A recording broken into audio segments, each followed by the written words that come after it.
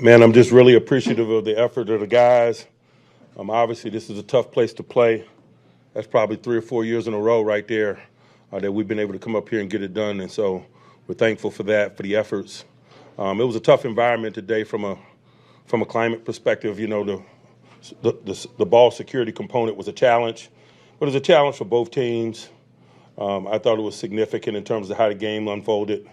Particularly in the first half for us. We were down there in scoring territory a couple of times, man, and came away with no points because of lack of ball security. But as I said, it was going to be a challenging environment, and it was.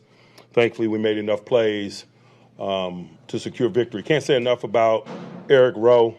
Man, on another elevation, man, made a significant play on that punch out.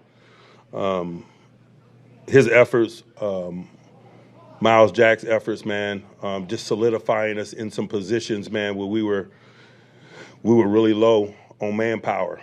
And those two guys have been significant, not only today, but over the last 3 weeks in terms of what we've done. Obviously, Rudolph's done a nice job, but I'd be remiss if I didn't mention those two guys as well. TJ is being evaluated with a knee injury. I'll have more information probably next time we get together. Obviously, disappointed in that, but you know, there are challenges in the game of football, there are challenges in life, and so we'll deal with it, whatever it may be.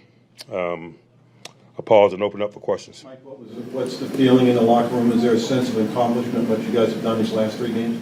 You know, we're really focused on what we needed to do today. There's a sense of accomplishment regarding that, and so we'll see about all that other stuff. How do you approach these next 24 hours?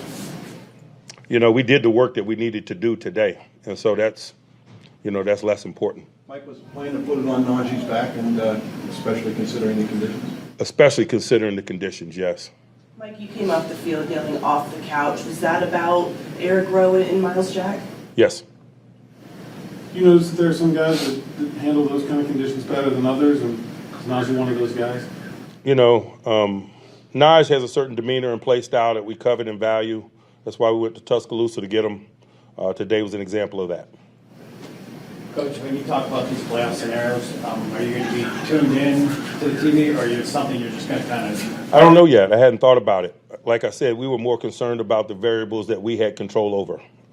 Those other ones are less important. We did what we needed to do this weekend.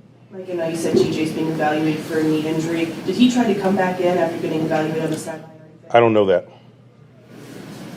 Anyone else? What does it say about Mason to have the confidence to sit in there and throw that ball after he had a couple knocked out of his hands earlier in the game?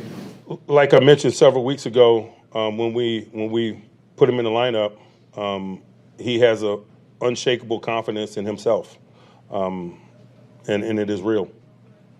Mike, the kick return where Godwin went out of bounds, just what does that say about the way that Danny Smith coaches that route for him to have the presence of mind to make that play? It's just preparedness. That's what we do. We go through scenarios. It's not anything dramatic, to be quite honest with you. Mike, Calvin Austin gave you some decent field position with some of those returns today. Yeah, he had ball in the hand plus grass. They got a talented punter, but it created opportunity for us at times, and so thankful for that. We didn't necessarily take advantage of the field position, you know, particularly that last one. We think we got the ball there to midfield with him roughly, and we weren't able to do anything with it. Did you like how you were able to hold down that running game for the most part? You know, we knew there would be a commitment to it, not only because of their style of play, but environmentally, and so that was an asset to our cause, no doubt. What did you see from Marcus and Nick after TJ went down and hold on before? You know, they did what we expected them to do.